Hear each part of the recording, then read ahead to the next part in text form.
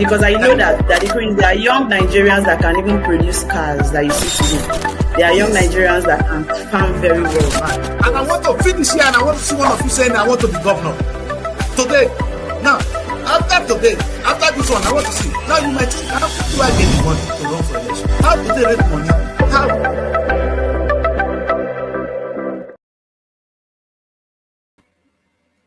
Very good evening to you. My name is Daddy Chris, and this is SRTV London. Oof. Today we're going to talk about something that we all know. I don't think this is strange or this is anything new we're really going to talk about, except that I will be asking you difficult questions.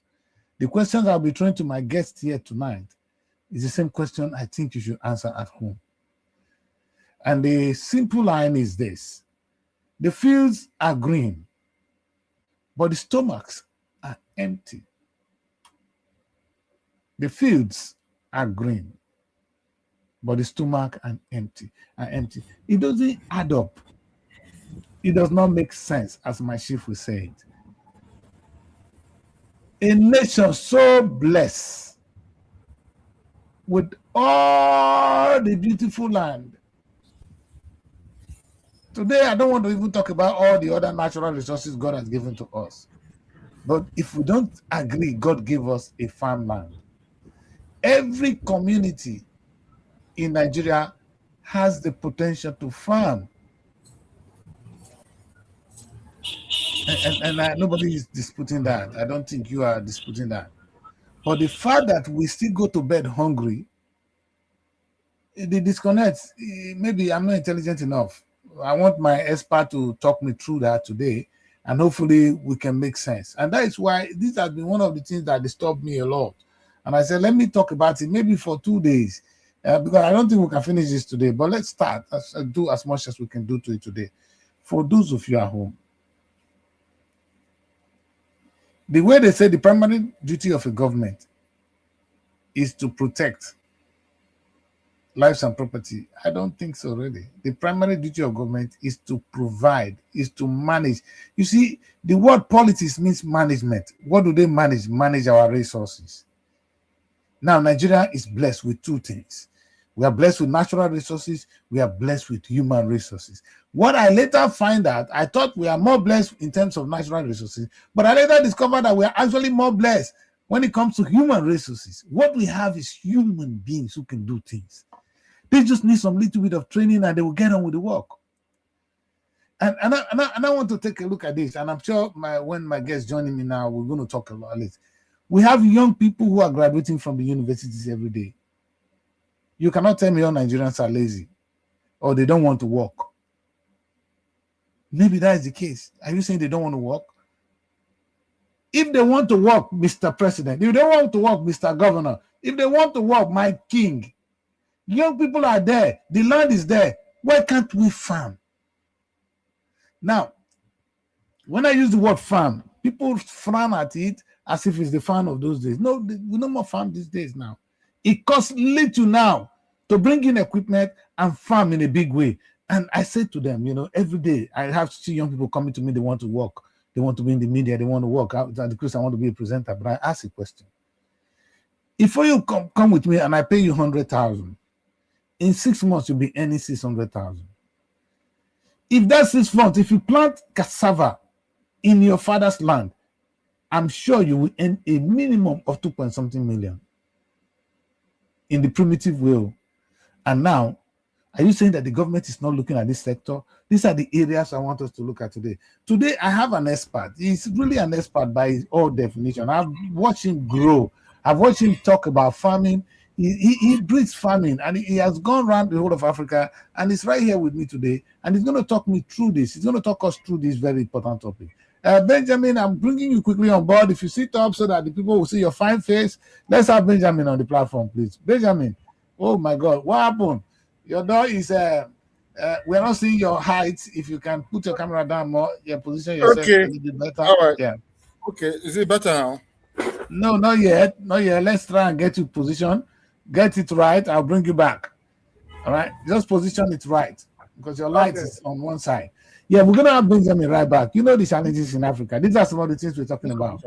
Really, nothing can happen. And I wish I would have doctor on the platform tonight. She was actually complaining to me about some of the challenges they face as farmers. One, of course, is going to be electricity. Things have moved on these days, and if we expect them to farm in the modern way, then we expect them to have electricity. We'll be talking all through that today, but I think we should go slowly and in a step-by-step way that we can have. Benjamin, I can see you, so if you can don't worry, take your time. I have a lot to say. If you just can put your system down more so that we can see the height can be reduced, that's fine. Just reduce the height. Put your phone, bend it down a little bit. I'm looking at you. Yeah, that's the thing, Benjamin. That kind of angle. This is all right. We can go with this. All right, let's quickly see Benjamin's beautiful face. Before you might not even see the face. So now you see Benjamin. Oh, Benjamin, what a shame. Some part is dark, but we don't mind. We are okay. Why is it dark? All right. Benjamin is still trying to tweak the light. I'm sure the light is there just to position it. It's probably like what you see in Nigeria now. We have the human resources, we have the natural resources. What is needed is just to tweak it. And I'm sure Benjamin is going to tweak it and we're going to get a good result. Yeah, Benjamin, we can live with this. It's fine. We can see your fine face here. We're going to be two, very close. I said, let me introduce you first. So, Benjamin, can you quickly introduce yourself? Because it will be better you introduce yourself properly on this platform so the audience know who you are. Okay, for some reason, it's like Benjamin can't hear me anymore. First, we were talking to one another. It was beautiful. And now we're on air. Benjamin can't hear me. Benjamin, take your time. Take your time. Take your time. Take your time. All right. Benjamin will be right. It's right here. So we just need to do one or two tweaks. Benjamin, I cannot see you.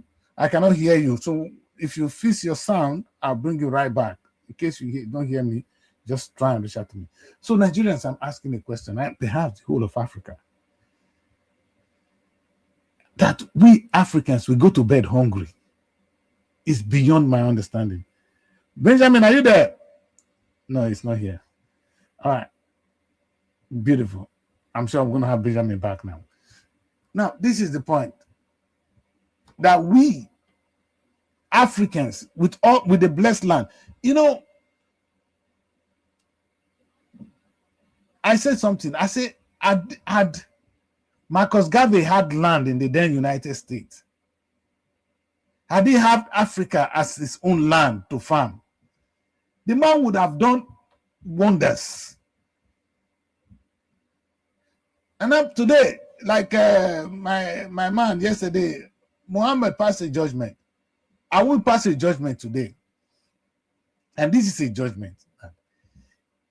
That any nation in Africa, any country in Africa, let me put it that way, that's the language we understand, and any state in Nigeria, that people go to bed hungry, the governor should be in prison. He goes to prison because he has failed in his number one duty of care. And I don't think we should play with that. I'm happy Dr. Monica is also about to join us, so we're going to have a full house. Just wait. Dr. Monica, I'm waiting, and I hope it's like Benjamin is already here. Benjamin, are you here now? Let me see where I can see Benjamin already. Okay.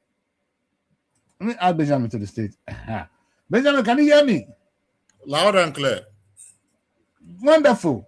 So let us say, because I have a lot to say, but let me just keep quiet. Let me allow because I talk too much. So sometimes I try to keep my mouth shut. Otherwise, I was passing a judgment on our governors, on our president, that if God gave us all this beautiful land and all the young men and women who can work, and we are going to bed hungry, somebody have to be held responsible. We're coming to that. But before we do that, Benjamin, please introduce yourself to the audience. Okay, my name is Benjamin Aduli. Benjamin, you're going to speak out because we can't hear you loud. Oh, can you hear me better now? It can be better. All right. My name is Benjamin Aduli. I am the president of a national cooperative called Mice Trade Multipurpose Cooperative Federation. Benjamin, I'm struggling to hear you. I don't know whether the audience are struggling. It could be in my studio here because I've been having some issue with my sound. Can you raise your volume? Yeah, my volume is on the highest too. Well, it might be from my end, so I'm going to take it. Go on. All right, so we are a national farming cooperative. So we are called My Trade Multipurpose Cooperative, and My trade. My Trade is an acronym which Okay. means mechanized agricultural investment and services and trade. Mechanized agricultural investment services and trade. That's the full meaning of My Trade. Wonderful. Thank you, Benjamin, for joining me tonight. And if you can sit up so that we can see your fine face again, but just take control of the place. Like you see me, I'm always in charge. I'm Yes. already used to this. This is what I do. I don't mind me. Yeah. And I'm in my comfortable. Anyway, Benjamin, there's a challenge in Nigeria, and a challenge in Nigeria, perhaps in Africa, which you've gone around Africa. I know you've got that experience. And if we have the opportunity to, audience wait, we have one Dr. Monica also going to join us, because we need to eat this man up first. Benjamin has a lot to offer us. So, Benjamin, Sorry. I am confused. I am not just disappointed. It's beyond my understanding. Maybe I'm not intelligent enough. That's the only language I can use here. I'm borrowing the very word of oh God. All right. Okay. We're going to take time, because it's going to be sorted tonight. All right. Audience, I can share this with you, because if Benjamin is not here, maybe you can answer it from home. I am confused, more than disappointed. Why? The simple language is, we have it all. There's nothing. I said I went to church on a particular Sunday, and I was expecting to ask God for something, and I said, what am I going to disturb this man for now? What am I going to disturb God for now? Tell me why I should be disturbing God. On Sunday and on Friday, my people will be in the mosque and in the church disturbing God. Oh, God, give us this. Oh, God, give us this. Oh, God, give us this. And I'm asking, what do you want God to give to you more? What God gave to Africa, He didn't give it to the rest of the world. Did you hear me well? Yes, I heard you. Yes, I heard you, Daddy Chris. Yes. What God gave to Africa is not given to the rest of the world. Let me have Benjamin right back. All right? Okay. All right. What God gave to us, He didn't give to the rest of the world. And we go to church on Sunday, we go to mosque on Friday to disturb the man. And I'm asking, what are you asking from him? Now, why this is so sad? Okay, that is good. Let's start. First, we as a nation, we lost focus when we found oil. That was where our problem started from. Agriculture was the mainstay of this economy in our early days of independence. We have the Granite Pyramid in the north. We have the rubber in Delta State and in the Middle Belt where I come from. In Niger, in Delta State, in Edo State, Yanomoroba research was there. Oil palm in Naifor was there. So our fathers built our economy on agriculture. In the West, cocoa was there. So our mainstay was agriculture. Unfortunately, we found oil in the late 70s or early 70s. And when we found oil, our government made the biggest mistake of abandoning agriculture. Instead, they began to spend petrodollar. That was the problem. Now we have spent dollar to a point now where we can't feed ourselves. That's the problem. We went on a spending spree, buying everything we can buy all over the world. Our government then boldly told the world that our problem was we have too much money, where do we want to spend it? Yes. That increased. Look at the record. In 1977, Nigeria spent $400 million to host Festa Carnival with no kobo income. That's to tell you how what we checked the history. $400 million in budget was what we spent to organize the Festa 77 Carnival where we showed the world that we have too much money, we are not sure what to do with it. That was the foundation of our trade in agricultural resources, Chris. In fact, the That's- Udoji era, Benjamin, we still have one era of the Udoji. I think young people will be angry now. When the Yeah. Nigerian government said we have so much money and we start to pay people double, we pay the salaries Yeah. of our workers 2-3 times. Correct. Yes, Correct. and it's because of the Udoji era. These are people. But okay, we found oil, we missed track. Why are we not Correct. retracing our track?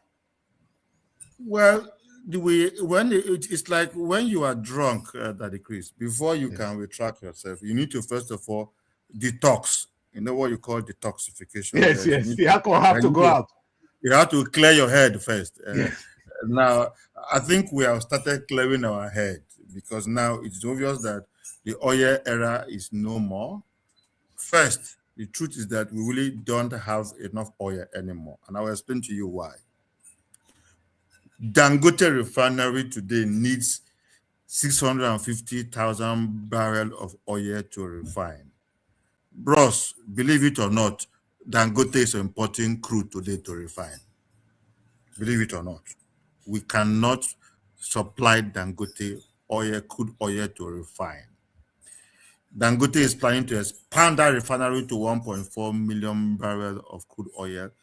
He cannot get it from Nigeria. So we don't have oil anymore.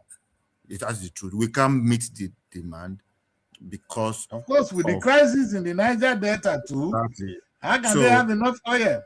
So we need to. But we as an organization have spent the last 16 years building the ecosystem to be able to produce. We started the process in 2010 and began to organize our cooperative into farming clusters. And today we are in over 32 states in Nigeria organized in clusters because there are so many problems that affects agriculture today.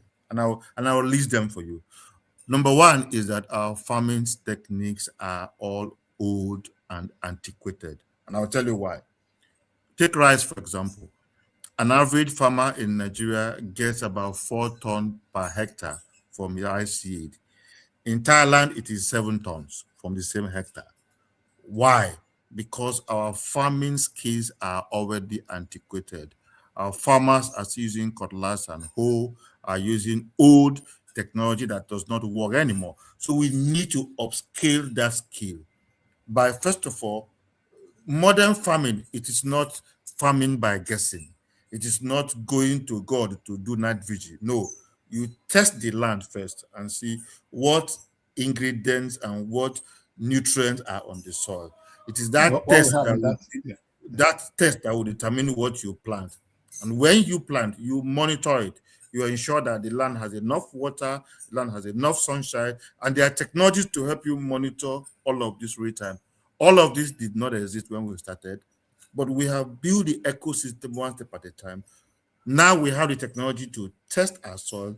Now we have a partnership for mechanization. Now we have irrigation solution. Now we are able to test and be sure that we can do farming that we can tell you as a farmer that from beginning, this is what you will get from this soil. And if you do not get it, we'll pay you because we have what we call area yield insurance with our insurance partner because there's enough data to measure what these things will happen. However, we have a problem of skill gap, which we are just finding a solution now. How do we train our old farmers to understand that farming in 21st century is not cutlass and hoe? It's not the old way. It is now farming in a mechanized way. That is the skill gap that we need to bridge. We need to train our farmers to understand how to use a tablet, a laptop. There are technologies now that if you take your leaf in the farm, the picture, the laptop will tell you that there is a disease in this plant you have now, and this is what you can do because it can scan the leaf, take it to the internet. AI will process it and tell you that such disease is existing in this particular thing, and you can begin to treat it, not waiting until after harvest before you now begin to know that, oh, instead of getting 5 tons per hectare, you are getting 3 tons per hectare. There's a technology for all of these, but our people are not yet skillful enough. So there's a massive skill gap which we need to bridge. And we're partnering with some agencies to now start that training. But in terms of technology, it is there. And bros, believe it, our people are hardworking. Our people are very hardworking. But are they working smart? Is the question. Because you need to work hard, you need to work smart, and you need to network. There are three ways we can actually gain wealth: hard work, smart work, and network. When those three things are missing, then I like those words. Let's take it out. Yes. Hard work, network, hard work, smart work, and network. I think the audience will go away with that. Are you hardworking? Are you smart working? And are you networking? You networking. Those three are important. Yes. That's the three big words. Thank you, Benjamin. Let's go. We're here. We're in the presence of greatness. And like I said, unfortunately, Doctor is not with us, but we are here. We are still in safe hand. Go on, Benjamin. So, I don't want to cut you there. Yeah. I want to keep on this issue of this subsistence farming, because it's one of the major. Our people still go to the farm with cutlass and hoes. What can you get from that anyway? It's like doing things in the past and expecting that is farming to eat. That is what has happened. People are just farming to eat. Then yes. But if you want to farm as a business, you can't farm subsistently. But what are the other than what you're doing, Benjamin? What is available within the Nigerian system, maybe the Nigerian government? Is there, because you are now running as a cooperative, which is a way forward. It's the way I know Nigerians can succeed, because the government sometimes tend to fail. But are there no palliatives? Are there no resources available for people to actually upgrade their skill, go into farming, farm well, and all that? And number two, Benjamin, I'm surprised. I can tell you that you didn't study Greek, because I've been around Nigeria to know that. And what about these whole universities? Don't they have the people we are graduating every day? Are they not coming into farming to actually help to do what you are doing now? Okay, now that's another big problem. There is no connection between our university and educational system with the real sector. There are several universities of agriculture. They do agric engineering, they do agric economics, and all the agric courses. But when they finish work, bros, they do not have institutions to employ them. So they just get certificate and move on to become Okada drivers, tricycle drivers, the ones who are connected, get into civil service, the ones who end up in banking services. What does somebody with agric economics have to do with marketing banking services? Is he an accountant? Is he the finance? So that is the connect that we also are. There are a lot of colleges of agriculture around the country under the Department of Cooperative and Ministry of Agri. But if you walk into them, you will feel sorry. The state they are not good enough. The graduates they are producing are just carrying certificate. And if you remember in my last interview with you, I said what we need in Nigeria is certificate, not certificate. It is certificate that we need. Certificate, yes. Not certified. Certification does not take you anywhere because it is paper you are carrying. But when you are certified, when you are certificated, you can say you can defend the paper you are carrying. Good. Thank you for writing it. It is certified. Let me write it out. In fact, for those of you that don't understand this language, you need to, because I'm always with this young man and I'm always writing. I know, I can tell you. He has to come up with one first. He talks about hardworking. Don't forget to hardworking. Let's put that down for them. Hardworking, smart working, and networking. And what? And networking. Yes. If you're missing out in any of this, you're not there. Okay. And then I threw the big question, which is the question disturbing me in my head. We have universities. Are they graduating people? He said, we don't need your certificate. What we're looking for is certificate. You sabi? You sabi? Go on, sir. I'm with you. Now, So when you will begin to produce students who are certificated, then the paper does not matter because you justify your skill. And when Aliko Dangote came out to say that over 5,000 PhD holders are applying for driver's work in his company, people thought he was joking. But that's the truth. Now ask yourself, Daddy Chris, why should somebody with a PhD be applying for driver's work? What happened? Something is wrong. Definitely. You go and learn, go to school and acquire a PhD, and you're applying to be a driver. What happened? So all the things you have learned to become a doctor, there's no one you can apply to make money. Something is wrong. So that is what you are saying now. Because if you look at the history of our educational system, our university systems were designed to produce civil servants. That's what happens. They are administrators, people who are administrative. But we have overproduced that. Our colonial masters designed our university to produce administrative staff who can work for them in government offices. But now we overproduce that now, and we have not stopped producing. That's the problem. We are producing people for jobs that no longer exist. So we need to redesign our curriculum for our schools to begin to produce people for skills that are needed. People to produce skills, because the new era of work is coming. Because most of the administrative work in the office, AI will take over it. Robot will take over those work. I know they've taken over. They've taken over. So, I told my young man, Benjamin, I won't cut you. We have madam, we have doctor in our midst. Doctor, if you can settle down, we'll add you to this conversation, because we are telling people that you are some of the problems we are having, but doctor is actually a solution, because doctor is actually a certificate doctor. And that is why I wanted to have doctor. Doctor, are you there? We want to have you quickly. If you can settle down, sit down, we'll have you on the platform quickly, man, so we can talk.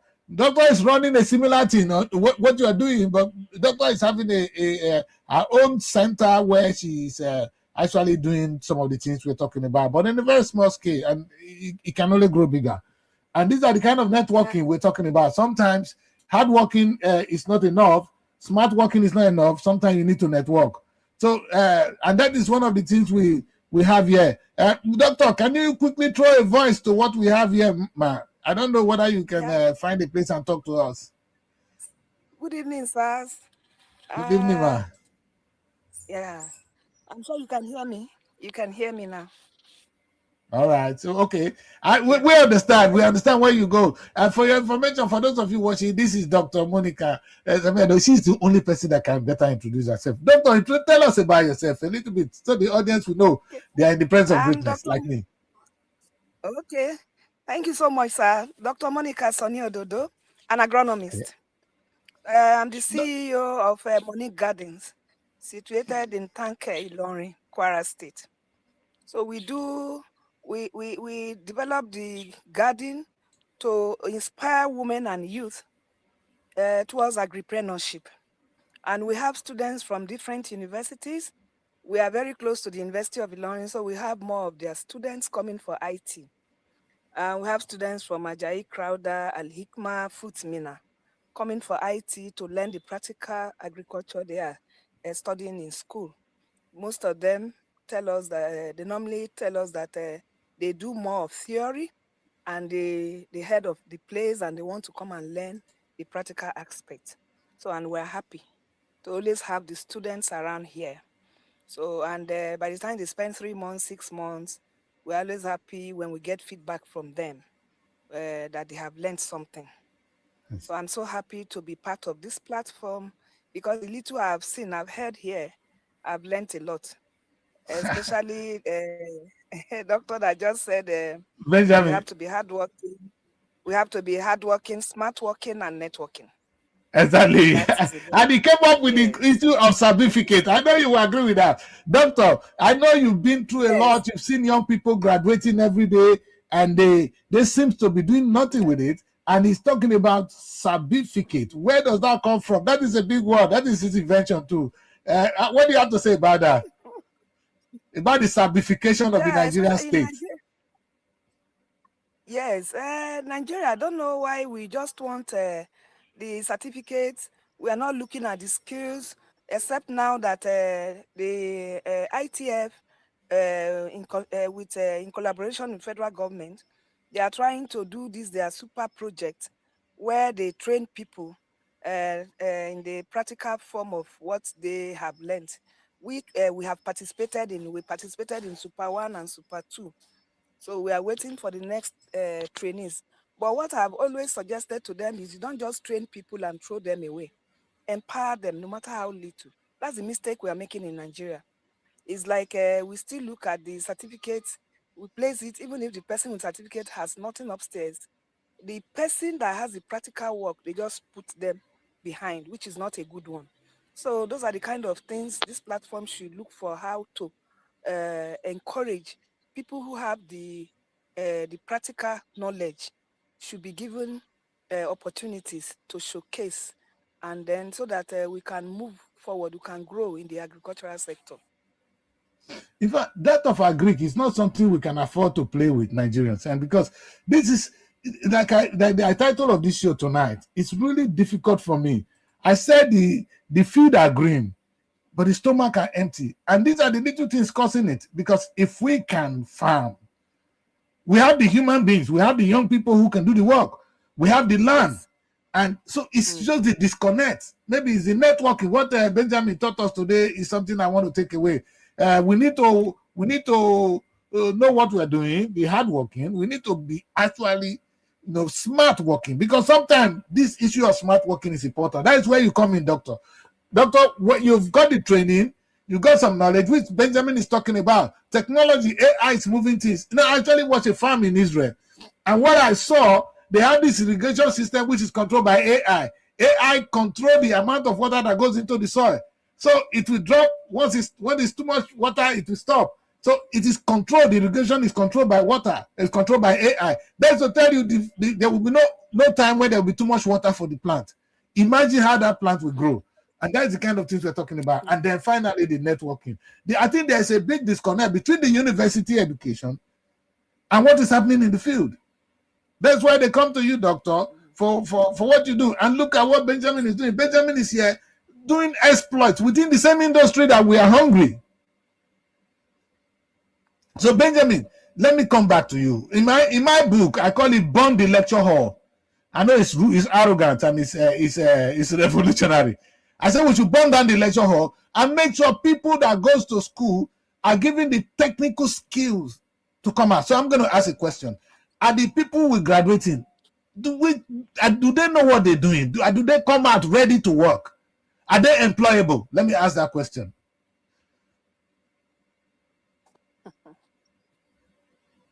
Benjamin, we can't hear you.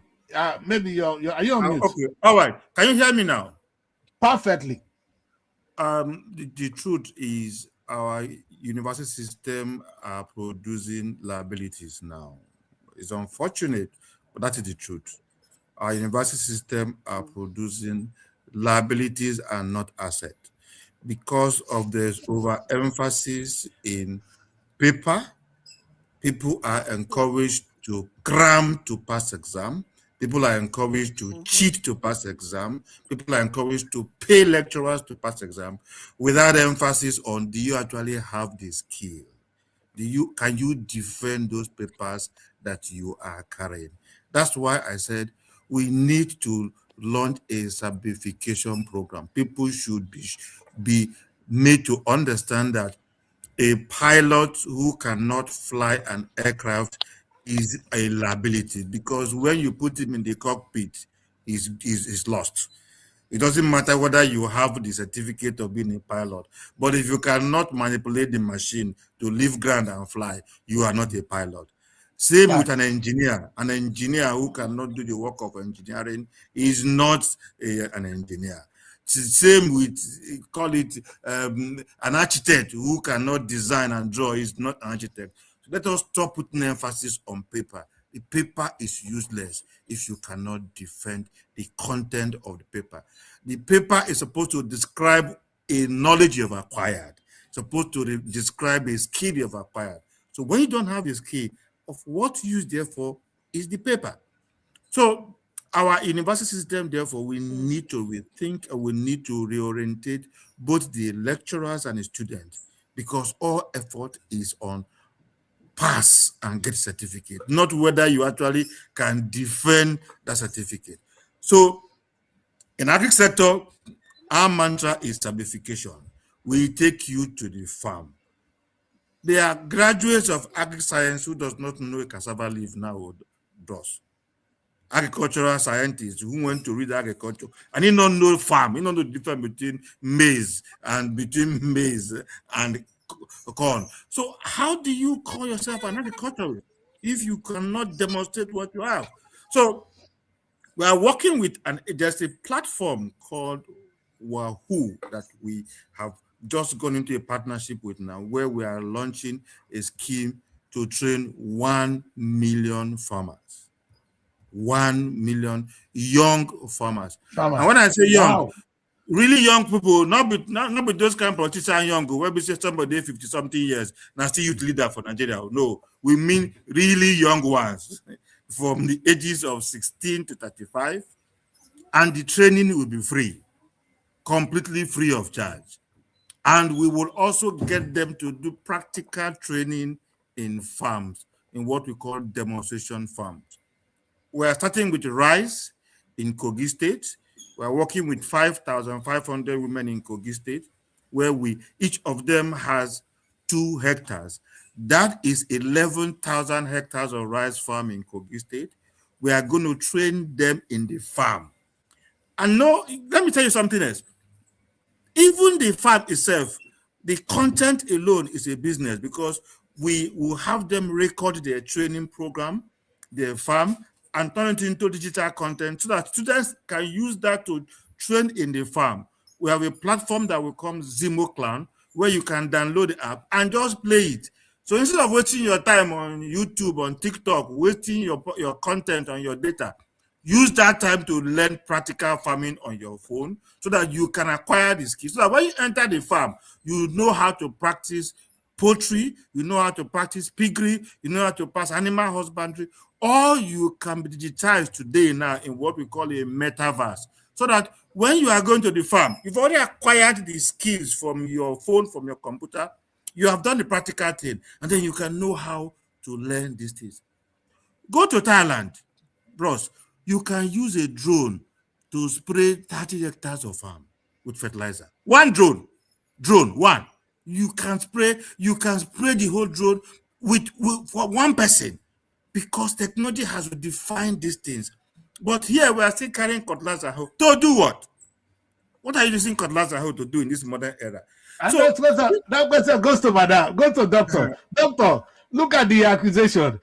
For those of you in the academia, I know you are practical. It's a different thing, but I'm sure you're very familiar with this, because a lot of the e-learning students are coming to you to come and learn the practical. What do you have to say about this serious allegation on the university system?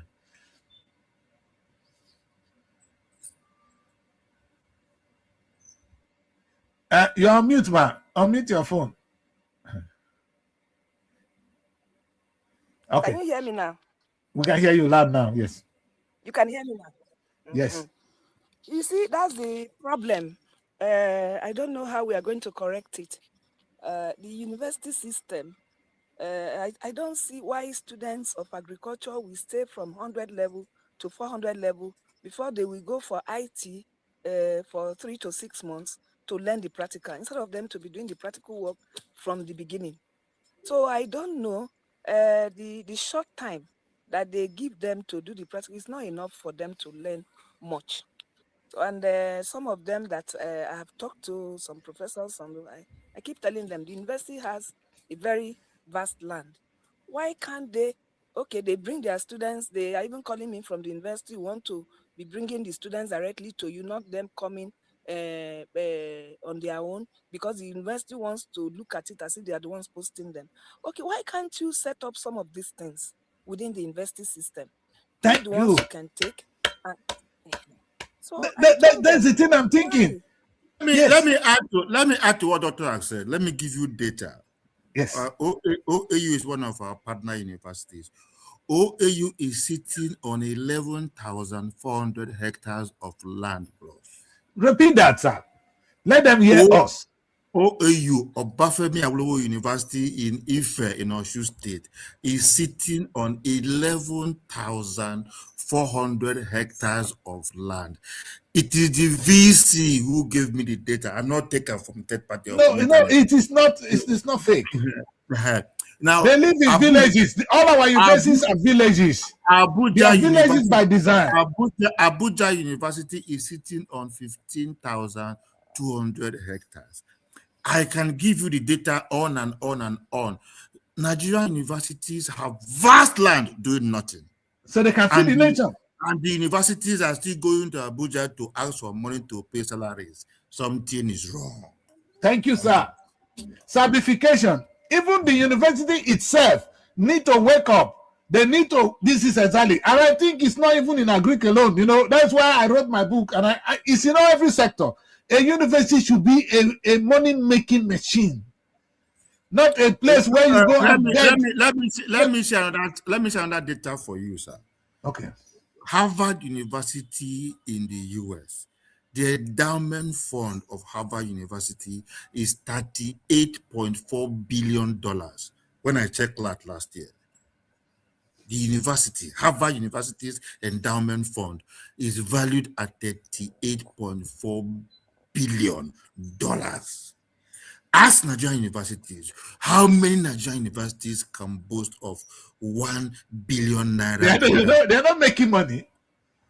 They're not making money. That's the point. Universities should be a business center. At least to sustain yourself. You said it all. Yes. You know, and until we build that in, how can the products, if the university does not do it, and even sometimes, doctor, and I have to say this too, sorry, that even the lecturers are hungry. And I asked them, I have a couple of friends. Very hungry.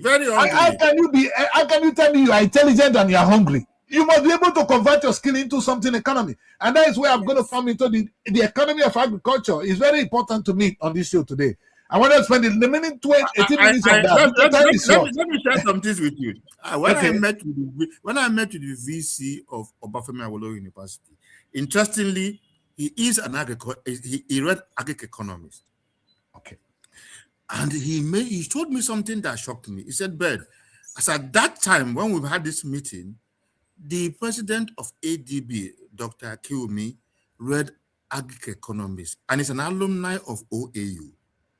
As at that time, Dr. Benito Rama, who is also the president of Afrexim Bank, is also an agric economist, who also is an alumni of OAU.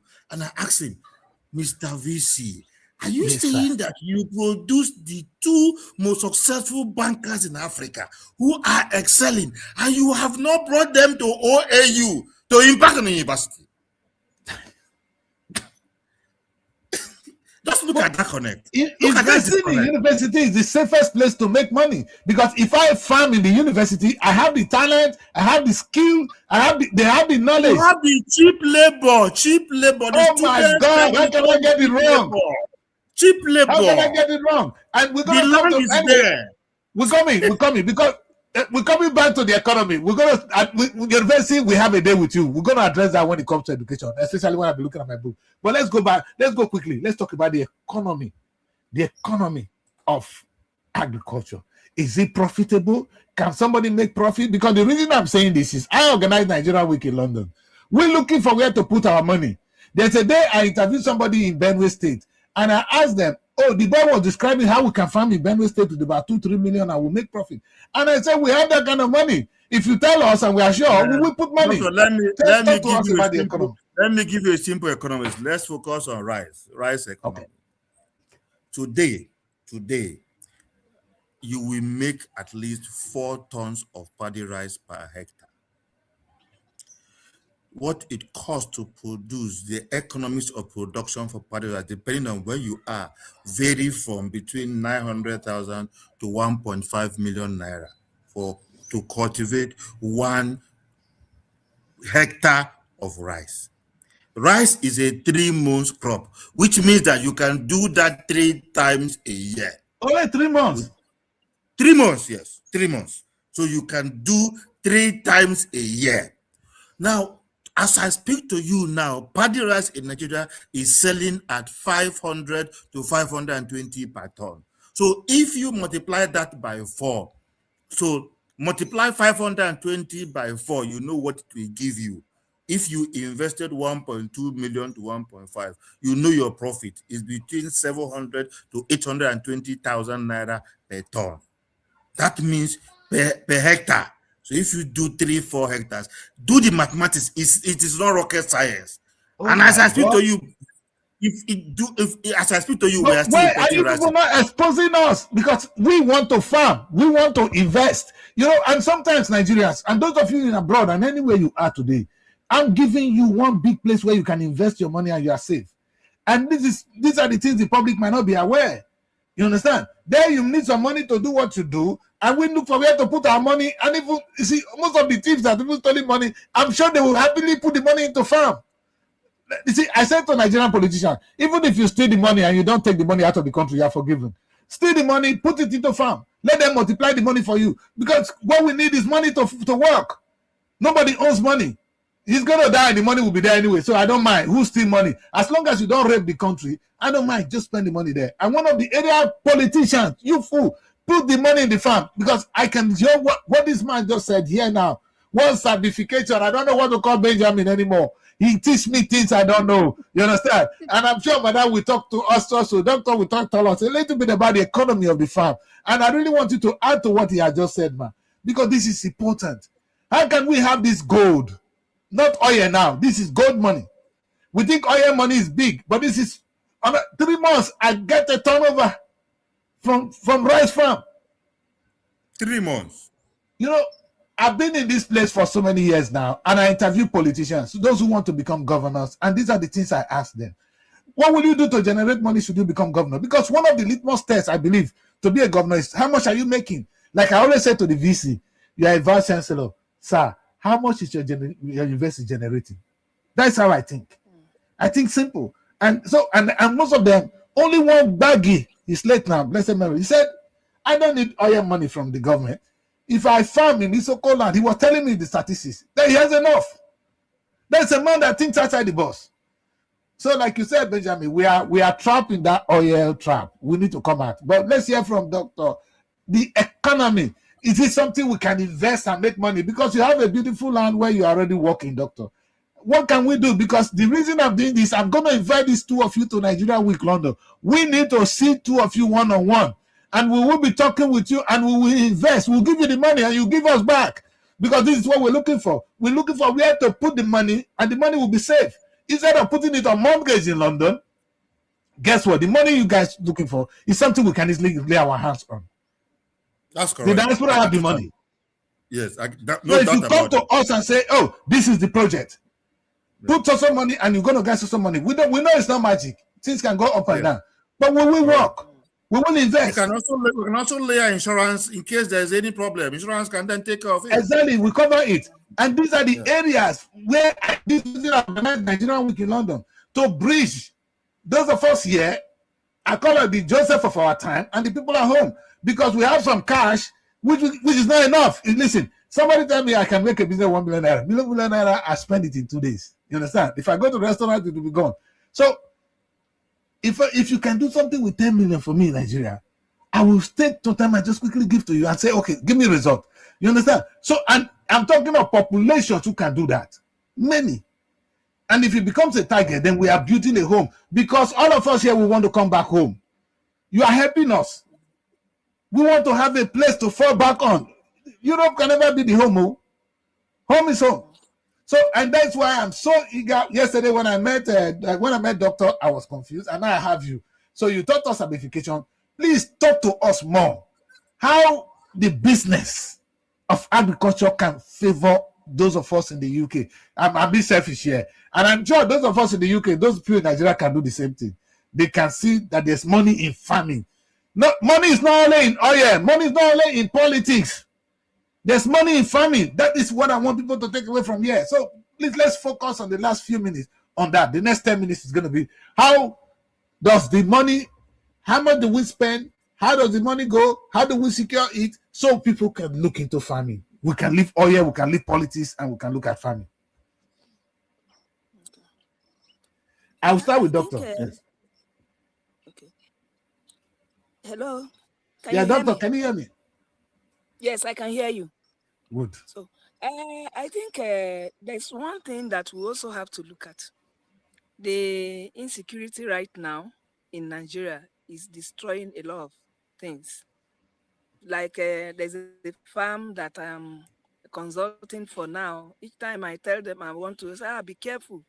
But the man tried to fence the farm, even though some people went there to pick some of the poles. They stole the poles to go and sell, but he's trying to put them back. So there's no way you can do commercial farming that you don't have to go and get a very good land, big land somewhere. So I think if we also have any opportunity to talk to these lawmakers, because at any opportunity I have, I try to suggest to some of them that I know that we have to make policies. They have to help, because even people involved in banditry and all those things, they still come back to buy food to eat. So there should be a way to let everybody know that this food is very important. Everyone needs it. So they don't have to kill farmers, discouraging them. And then, like I told you, some people were trained by ITF under the super project, and they just threw them away like that. I keep telling them that it's good to pick the very serious ones and then empower them and help them have a monitoring team, so that by the time you do that, we'll have this networking doctor was talking about, so that we can have a lot of people coming together to do different things. Then we begin to look at the market.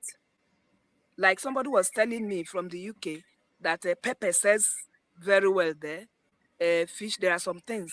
So if we have people that We eat Nigerian food. There's nothing that doesn't say here, man. Sometimes, only beans, sweet beans. If I bring yes, sweet beans to the UK today, the container I will make my money times 2 today. Sweet beans. Because we can eat encourage beans. people. We can encourage people to farm such things. Then we have people that will coordinate it, so that when they farm, at least they are making their own money. Because we already know, I can say it because I've done some things. You can invest maybe 1,000 and get like 4,000. Sometimes in agriculture, it depends on what you are doing. So if we can encourage people to do things like that, and we have people coordinating them, so that, okay, we are moving them out, they know that they are going to make money. They're not just going to work in vain. And the people, everybody, the value chain, everybody will be okay. I think that is very, very okay. If there's money to invest and we have the right people to do the work and do it well, so then everybody will be happy that we are all going to make something along the line. It's All a right. very, very good thing. Yes, and in fact, I'm sure the audience they are picking from this. My ears are open. I'm writing down sincerely, and we're having about very few minutes. So, Benjamin, I'm sure we're going to come back for this again. But let me quickly ask you: how difficult is it for you, Benjamin, with your cooperative, to get the support of the government? I saw one beautiful image of you and all these, and all the big boys, and I'm wondering, oh, Benjamin, you are there already. So this is quite encouraging. What is it, Benjamin? Who are these people, and how are they impacting your Okay, stuff? this is the Wahoo Africa platform that the Vice President Alhaji Shetima launched to train 10 million Nigerians, and we have signed an MOU with them where among these 10 million, 1 million will be farmers. So and they are providing the platform to train farmers for free. And they are also going to be providing free data for the farmers to take the training. Now, we are going to be officially announcing this next week, where we are saying 1 million farmers nationwide come on board our cooperative platform, and you will get training on export procedures, export as a business, processing, farming technique, all of that. We are going to do that. Now, quickly also to comment on what Doctor said about security, you see, farming is a business. If bankers can afford to secure their banking hall in the midst of the crisis, we as farmers also must also be able to secure our farms. And what we are finalizing the launching of is our agro drones. Our drones should be able to fly over our farms every 2 to 3 hours and can fly over both day and night. The drone to be mounted with night vision cameras, and can take pictures both in the day and the night, and can differentiate between an antelope and a man. All of that we are going to unveil by the first quarter of next year, so that we can actually protect and guide our farms. We're already discussing with the civil defense to have our own agro rangers who are specially equipped with the right equipment to be able to provide area surveillance over our farms, so that, because bad things thrive in the dark. When there's light, bad things run away. So if we can provide that area security both day and night, security of the farms will become secure, because it's a big business. Agriculture is $1 trillion business, and I think we said so. It's a massive business. So it's not a small business. So we don't want to look at it as a micro business. No. And Daddy Chris, I take your invitation. We will be in London. We'll be in London during the Nigerian week, and we will want to come. We will mobilize more Nigerians. We're talking to Enugu State government to come with us and showcase what we can do in the East. We will reach out to more governors, because really, you are very correct. Diasporans have the money. We should give them the comfort and the confidence to be sure that when they invest, they can get returns. And agriculture, if it is packaged as a value chain, you can't get it wrong, because you can control it end to end. And that is what we have been able to build within the Mines Trade ecosystem. So we would like to come and showcase that during the Nigerian week in London, and show that, look, good things are happening. Our media are focused on showing politicians every day. They are better things happening than politicians. To talk about. I'm happy I discussed this today. People can get to know about it. Thank you very much. Thank you so much. Listen, we have only 1 hour for this show, unfortunately, and that's where we're going to be trying to look towards the end of it. We have only 3 minutes for me to close it. Thank you very much, Dr. Monica. I can't wait to see you in London. And also, Benjamin, anytime I'm with you, you always teach me something. And if I don't get anything today, I'm sure if anybody don't take anything away from here today, they know what is certification. We're not talking about certification, it is about certification. Thank you very much. When do you sabi right at the talk? So not be waiting I give you, not be the paper what I give you for school. And another thing, he said, what you are doing now, right now, university, you are giving us your ability, you are not giving us assets. It's not my words, those are his words. And he advised us to go on 3 levels. Understand this. There's need to hard work, there's need to work smart, and they also need to network. These are very critical issues, and they are critical things we're taking away from this show. Thank you very much. It's a pleasure, and it's actually a blessing to be in the presence of the two of you. And I want to say this: whatever you are doing now, it might look difficult, it might look hard. Just know that we are with you. It's not in the press. It's not loud enough, and I'm sure my platform will do everything to see what I can do about this, because this is what I want to hear. This is what we call independence. If we can feed ourselves, then we have independence. The problem is Africa refused to have independence because we couldn't feed ourselves. And you're just telling us how the business of it, actually money could be made. And this is the good thing I'm going to say to all of us at home. If you want to go back to Africa one day and have peace, this is the way forward, because this is going to create jobs, it's going to make money for you, and it's going to secure the land.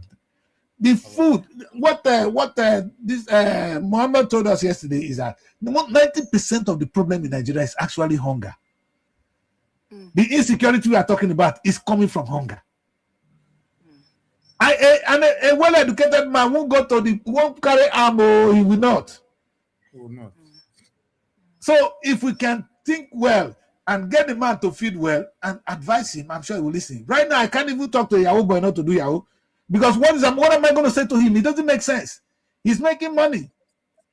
And whatever I said, I cannot bring food on the table, I'm an idiot to him. So in fact, it's difficult that we can't even train our kids well anymore. That's the level of hunger in the country.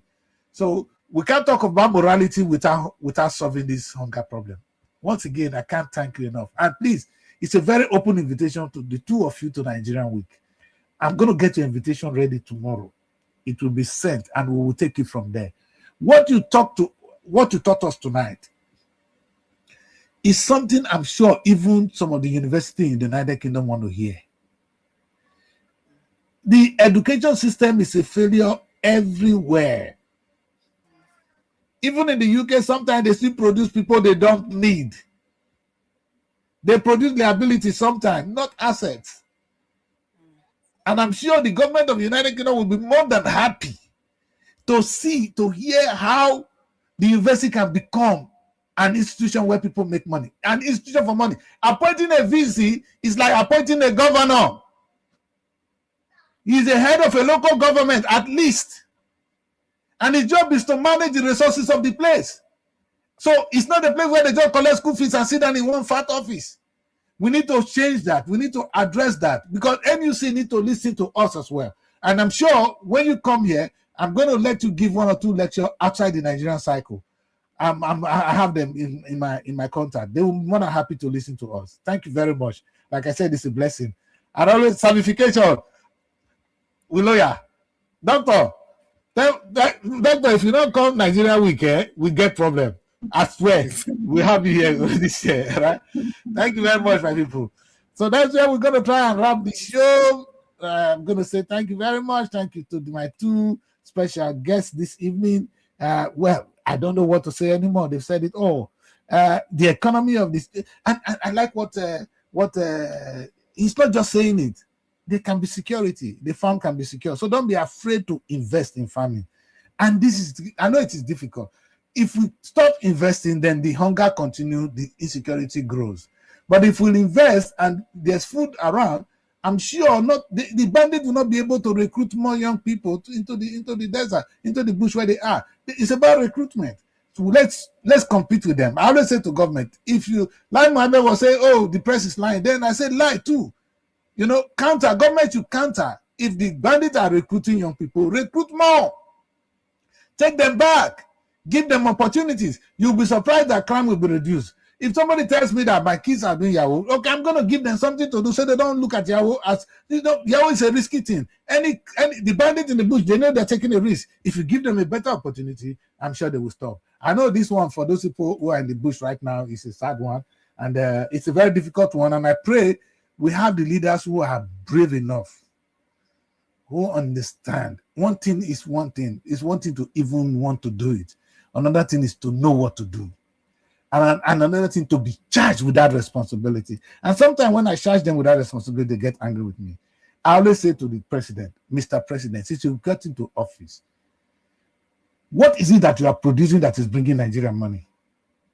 If you can't tell me that you're not my president, I won't vote for you again. The same thing I say to my governors. If you are the governor of my state, even the current governor of my state is like a brother to me. But I'm always at loggerhead with him, not because I hate him, but because he doesn't think the smart way I want. How much is your state producing? Mr. VC, if those people fail, must you fail too? Let's assume that the state is failing. Does the university have the right to fail? That's my book. You don't have the right to fail. If everybody fails, university must not fail. Reason being, you have the resources, you have the knowledge, and they gave you a village more than a local government to run. The University of Benin is bigger than most of the local government. 2-3 local government is what is put together to form University of Benin, and they are in 2 places. We have the Kewa campus, we have the Bo campus. What are you doing with it, Mr. VC? Have you been to Abraka? They own part of the land. Even the Bodo University that came to my village, Western Delta University, look at the acres of land taken by these people. Used for what? For nothing. If we're not going to do anything else, at least let's farm. We're coming to more proposal of what the university can do. But gone are the days. The way I said to governor, gone are the days of infrastructure governance. The days where VC just go to office and collect bribe and collect money, student school fees. That days are gone. It is time for university to be productive. And that's the new gospel. Thank you very much for joining me this evening. It's football around the corner. I don't want to take too much of your time. Let's quickly rush and watch America, how the World Cup in America is going to look like. There's already controversies already. I hope Donald Trump will welcome everybody that comes there and people will come back home safely. No matter what it is a World Cup, it's football, it's a fun game. Let us have it for fun. Thank you very much for joining me this evening. God bless you. Bye. Find your sanctuary in the heart of the city. Live the life you deserve in an exquisite apartment. SRTV Luxury Shortlet Apartment, Lagos, is a place where your comfort is rest assured. Welcome to SRTV Shortlet Apartment, part of the prestigious SRTV Real Estate family. Why choose us? Prime location, nestled in the heart of Lagos, close to key attractions, business hubs, and vibrant nightlife. Modern interiors, fully furnished, stylish apartments designed to provide the ultimate comfort. Luxury redefined, vacation perfected. 24/7 security. Enjoy peace of mind with round-the-clock security and CCTV surveillance. Top-notch amenities, high-speed Wi-Fi, smart TV, air conditioning, fully equipped kitchen, and lots more. Perfect for business travelers, family vacations, romantic getaways, special events, and more. Book your stay today and experience Lagos like never before. Call +234. Innovative content,